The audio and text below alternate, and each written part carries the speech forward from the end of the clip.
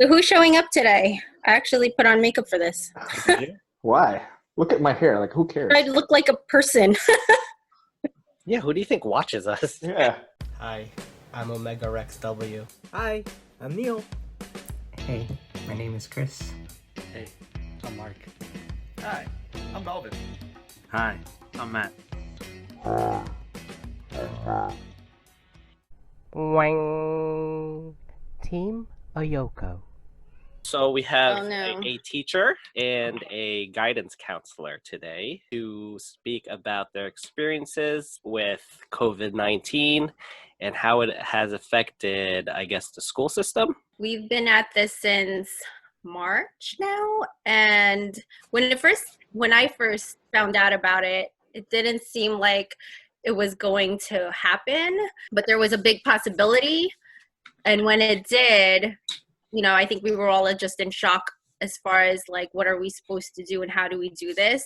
And I remember trying to figure out like, how do I do my job virtually? Because, counseling is not usually done through the computer or just by phone. You want that personal contact with the person and you want to be able to see them. And so, myself and like other counselors were just trying to even figure out like, is this something that is, that can be done? Can you do virtual counseling? Is that allowed? We were told that that was fine. And then we were like, are we supposed to record it, not record it? And so that was a big whole thing too. But I was able to figure out how to do Google Meets with a lot of my students. And it's been hard because I don't have as easy of an access to them. And I feel like, especially during this time, they need someone to talk to. And unfortunately, they don't always reach out. So it's been hard to find out like who's really struggling and how can we help. So the main form of communication has been through email. And if students and kids, they don't check email. They don't know that I'm emailing them or the teachers are emailing them. So phone calls have to be made. It's just been hard to get in touch with a lot of families sometimes, having to call through private lines. So they don't know who it is necessarily. So communication has been hard, and just trying to keep up with the kids and see how they're doing. Definitely been a lot of struggles with learning remotely. A lot of kids are not finding this to be easy at all. Teachers have been very flexible and accommodating. They've been, minimizing a lot of the work and trying to find the right way to be able to get the kids to understand what to do and meet with them. Still hard. And, I think there's definitely been a lot more anxiety just because of the uncertainty of what's going on. And, definitely feelings of sadness and grief in terms of like, not just grief because, you don't know who's losing family members or friends at this time, but also grief because there's like loss of important events in their life. A lot of kids are missing out on they missed out on their proms. They missed out on school trips. We missed out on like a great play that our students were putting together since, I don't know, like January. They couldn't even do their play. And of course, like graduation is the big thing too. So a lot of things have gone virtual. It's not the same. And I know a lot of us were feeling that like sadness, for them too. So it's been, it's been hard definitely for a lot of people, not just the kids, but like teachers, they're giving their 100%, and as well as the families, trying to be able to help their kid at home. But at the same time, they're either essential workers going out and they can't be with them, or they're at home trying to do their own job as well as like homeschool their kids, and that's tough. There's a lot of negative things, but there's also a lot of positive things. You, as the teacher, can really spin it for them. I think this experience really helped me to see, we all know that if you're a teacher, you have a lot of power because you have the power to influence what someone thinks about themselves. If you think about your own life, I bet you can think of a teacher that stood out, whether it was a good reason or a bad reason, right? You could probably, is that safe to say, everybody here? Yeah. Yeah. There's Agreed. Yep. probably someone who was a teacher or a counselor that stood out to you and perhaps helped you mold you to what you are now. Mm-hmm. So I really see that. I mean, yes, our counselor here, CL, she pointed out a lot of the negatives, and that's true. I'm not attesting or arguing with that. As a teacher, I've found that you have the power to help them figure this out and help them look past it to build resilience. So there's a long list of negative things, but you as the teacher, what I realized myself is that I can influence these children because it's up to me, because who's going to do it? If I don't do it, their parents are stuck. Their parents are also stressed, right? These are parents who don't know what it's like to be a teacher. And let's face it, children are more well behaved for us than they are for their own parents. That's just a fact. How was I able to help my students? Well, number one, by just genuinely caring. I realized that even though we could not meet in person, I could still convey my care for them through distance learning. And they felt it. They genuinely could feel it. Why? Because I would ask them, how are they doing? So, and we would share, like, they loved hearing my own personal stories about what life was like for me when I would try to go to grocery shopping. We would bond. And that's important. So I knew I couldn't just dive into a book, dive into work, assign work over distance learning. And, I knew I couldn't do that until I helped them process this, what's happening to them and what's happening all around them emotionally. And how many people did that? A lot of teachers, a lot of us. That's what the public does not see. They don't see what we did for the kids, right? They only see like what they're going through. And I think that right there spoke volumes. And do you know the most rewarding thing that my students said to me this year when asked to reflect about the year? This was just happened last week. Wow. They were like, I thought it was bad at first. And yeah, we were disappointed at first, but actually it turned out to be pretty great. We get a 13 and a 14-year-old to say that about this experience, then I was successful, right? So I helped them. We talked about what can we do. So I partnered with a coworker of mine. We have like a buddy system in school, like a big brother, big sister program. They became pen pals with a younger grade, and they wrote letters to each other. They loved that, encouraging each other, waiting by the mailbox. So these 21st children learned about mail, about the joy and the anticipation of sending a letter out in the mail and waiting for something to come back to them, right? How amazing is that? That was pretty amazing, I thought. And then just to connect, because the one thing they're looking for, really, really looking for, is human connection. That I think COVID, the biggest impact that this had is on isolation and connection with others. And children need that. Adults need that. Humans need that, because we are made to be with other people. We're not made to live a life alone, right? We need to connect with other people. So I just kept fostering ways for them to connect. And then what else did we do? Then I asked them, okay, guys, because they loved that. So I said, all right, well, what do you guys want to do next? What do you want? And they gave me some great ideas. And you know what? They ended up deciding on making some homemade masks. Some of them decided they'll learn how to sew. What 13 or 14-year-old boy do you know actually wants to learn how to sew a mask for a total stranger? But I mean, that's beautiful. And then the ones who didn't know how to sew or didn't want to sew, they made the thank you cards that accompanied the masks. And then we identified people in our local community that we can give them to through the mail. The culminating activity that we did was a gratitude project. So I had a whole list of all the faculty and staff in the school. And they wrote something personal for each person. Everyone got a personal thank you letter. They read it out loud on Zoom. I compiled the video and we sent it out to our community. And you know what? They wanted to release it on the day that they were supposed to graduate.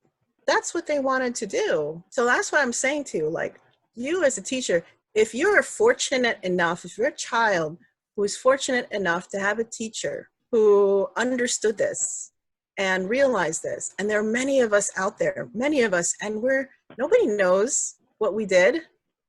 Maybe just the parents, because we're not on the news. You know, we didn't do it for attention or for big money. We did it because it's what needed to be done. And I'm not the only one. There's lots and lots of teachers out there who did what I did and who did more amazing things for these kids. How did the year go? In my opinion, it went really well. Despite it all, and all that long list of negative stuff, the kids ended up having a really good education, and they got to know that someone cares about them. Are either of you concerned at all about, especially with the younger kids, the social skills that they might be lacking since it's been 3 months since they've really been able to be allowed to see their friends and whatnot, even though they do have technology? Like, that's a conversation I have with some of these people who are parents, especially, like, hey, are you worried about how your kids or their social skills are going to develop over this time frame? I mean, I myself have like a 3-year-old and a 4-year-old, and my 4-year-old was in pre-K. She's been doing Zoom meetings like 3 times a week. In the beginning, she was actually really shy. And even though she's known these kids and her teacher in September, so she's known them, but like getting into the video thing, she was really shy and she didn't want to talk, or she would speak very softly. And then I saw that like through the week, she started getting more comfortable raising her hand, participating. Last week, we did one of those drive-bys for a birthday party for one of her classmates. It was so cute. So we parked the car, and this is when they just lifted the stay-at-home order. So we were able to like get out of the car and just kind of like stand, 6 feet apart from each other. The kids can't do that. So what did they do? They like hugged each other. They did everything we weren't supposed to do, but they were fine. She was kind of shy again, even though she was seeing these kids online and she was starting to like be okay with them. She was having a hard time socializing with them again. In person was different than through video. Yeah, so I was like, oh boy. It's almost like, once September hits, we're gonna have to start, really getting her to be comfortable again. But I think it's also her personality. It all depends on the kid. Like, I think some kids who are outgoing will bounce right back. But for her, she's more reserved. So it might take her some time. I know like for, public schools, and I think in some private schools, they have counselors in their schools. And a lot of times like these elementary counselors, they do a lot of classroom lessons. And I think that, a lot of us as counselors will be going in, trying to help kids transition back, whatever it's going to look like. I know there's been a lot of different talks about like, is it going to be like morning schedule, afternoon schedules, AB schedules, and things like that. But we don't really know. But I think it's going to be a lot of like, the school's going to try and assist with like transitioning the kids. I think it's going to definitely be hard and a trial for everyone, and it's just uncharted territory for everyone. So we're all on the same boat, and that's what I always tell my students. Connection is the main thing. I think, what I try to get across to, anyone who's struggling is that like, keep talking to someone, keep, whether it's your friends, your family, keep doing things that, you used to enjoy, or learn something new. Get outside. Nature is very helpful for you to like be able to get some, feel good about, being outside now, that especially when spring hit, that was very helpful for a lot of the kids who were able to get out. But yeah, I think the younger kids will definitely need to probably reacclimate to being with each other again. But kids, they're pretty, resilient. They will bounce back. I feel like it's easier for them sometimes more than for adults, because they don't have as much to worry about. They don't really care what other people might think necessarily, as much as maybe like, older students, older adults. So we'll see. Yep, I agree with everything that you said. And again, that social connection, social skills, that can be done, but you are the leader of the class. You have to make it happen too. Mm-hmm. Yeah. You can't just assume that they know how to do it, we would do things together, like on Zoom, where it would foster them to connect to each other, Mm-hmm. But my intention, that was my intention from the beginning, so it's, yes, it looks different, but can you help someone improve their social skills? Yes, you can. And also, are children very resilient? Yes, they are. Mm-hmm. A lot more resilient than adults give them credit to be. Mm-hmm. And they're very observant. So what you do and how you react and how you handle things, they're watching every single thing you do. So you really can be the leader, like I said to you from the very beginning. How they develop is all on you, and then the parents too. There's all kinds of stuff that our kids have to deal with, which is why social emotional learning is huge now in the school system. Whether you're a public school or a private school, administrators and leaders in education have realized that it has to be a curriculum. We have to train teachers to help children develop their social skills, emotional skills, not just their learning skills. So today's classroom looks very different from 20 years ago, 30 years ago. And probably because of technology, Of course. they lack that. So it's just another thing that we have to teach them how to do. Yeah. Even certain adults lack emotional IQ, where it's kind of unbelievable that you're an adult, but you don't have sympathy or empathy with things going on. Or even patience for your own kids at this point. I have people on my team that are like, "Hey, when can we go back into the office? I'm tired of. I need to. I can't get anything done with my kids here. They think it's a vacation. They think it's the weekend all the time, And because like you're saying, if you're having the live sessions, 3 times a week, or what if these kids are having it less? They're just doing everything with their parents, teaching them how, whatever curriculum is provided. Exactly. Yeah. That's why I think, honestly, the most successful program is a hybrid program. Hybrid. You have live with the whole class, whole group sessions. Then you have individual, where it's like independent learning. You post the assignment and you have the instructions and they can just follow it along. You pre-record yourself teaching the lesson, and then you also schedule individual one-on-one time. Nathan had something similar to that. He also had a presentation, which was kind of fun. It was like once a week he had to present something about a state. And he was like, I don't want to do it, but he had to do it. Were you like the director producer of it? I'm like, Nathan, you have to present or you're going to fail. Oh, Was it live or was it recorded? No, it's live. Everything's live. Oh. Like the thing is with his school district, everyone was provided like a Chromebook. right. So they could join Zoom basically 3 times a day for Mhm. their special classes, the music classes, even had gym. So That's yeah. Interesting. no, but the fact that They had physical they education. provided everything that's amazing. Yeah. Do you feel like you're working, both of you, longer hours now than you did when you were going actually into the school? Definitely. I feel like now that I'm home, the day is just it just continues on. Like the work is like I don't end until much later than I normally would, because then I would have a certain time I would leave by because I have to pick up the kids, and so that would make me have to leave.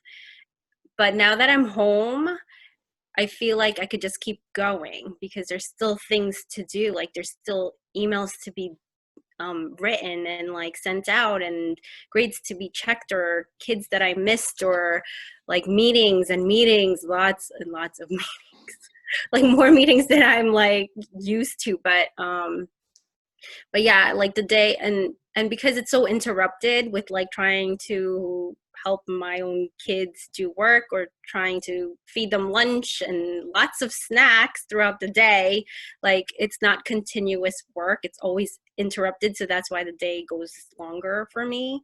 Right.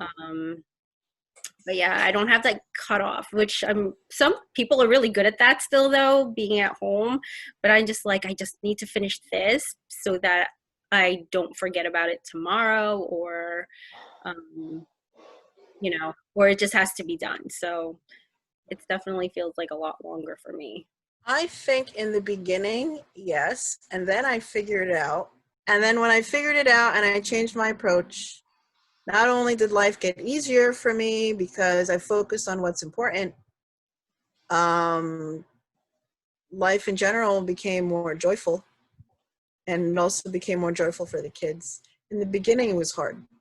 I'm not gonna lie, it was hard. It was like 24/7. I felt like so overwhelmed and everything. And then just changed my approach, and it made a huge difference. That's why I said like doing the live classes, trying to do more like, instead of like busy work, more like meaningful work. That's when things change. You know, my spouse is in IT, and you could find the answer to any problem on YouTube, for crying out loud. Yeah. How many phone calls yeah. does he get of like ridiculousness if someone doesn't know how to do something? And he just put it in Google or he put it in YouTube, and the answer is right there. Does he just send them the link? Like, No. here you go. I mean, even the children, okay, they could have like looked up a million answers online. Still had children who didn't do well. Why? They're honest. Yes. There you go. Or you could ask Alexa. Yeah. That's what Yeah, Nathan does. Like, yeah, we've done that. Alexa, what's the capital of Idaho? That's great. Even as adults in the working world, in a different profession than both of you, a lot of stuff that we don't know, we're just going to go online and look it up to make sure that we're good anyway.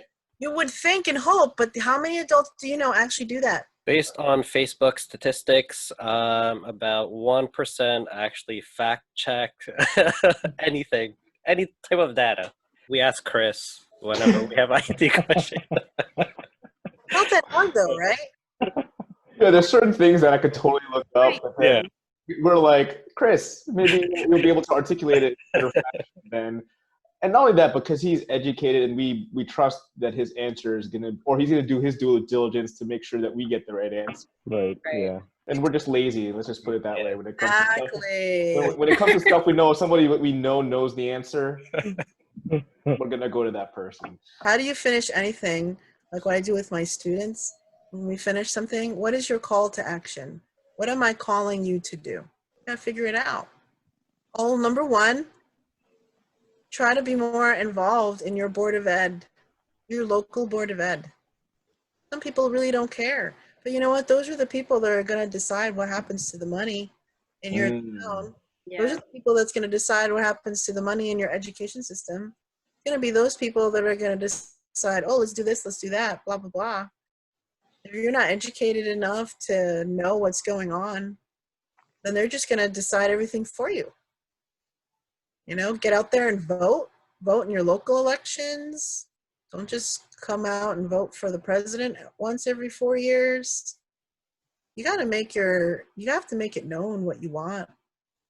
There's not enough people who are educated or care. So that's my call to action. Figure out, make it a point to be involved.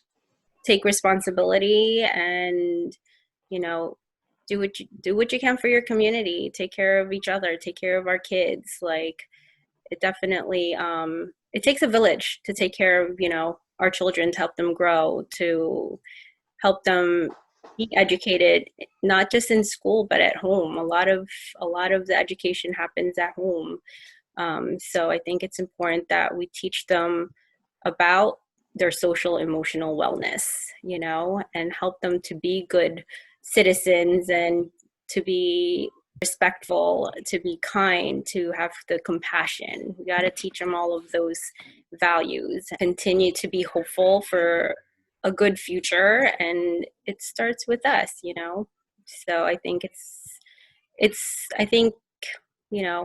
we can definitely have a good future. We just have to be involved. We have to say what we need to say and say it to the right people so that we're heard. But, as far as school goes, I think definitely be proactive. Parents have a lot of power with that. So definitely be part of that. There was definitely a lot of conversation that was interesting. Things that you don't really think about. That was fun. I learned a lot. Even though I don't have kids, I learned a lot. You will. Eventually. You'll know what to do.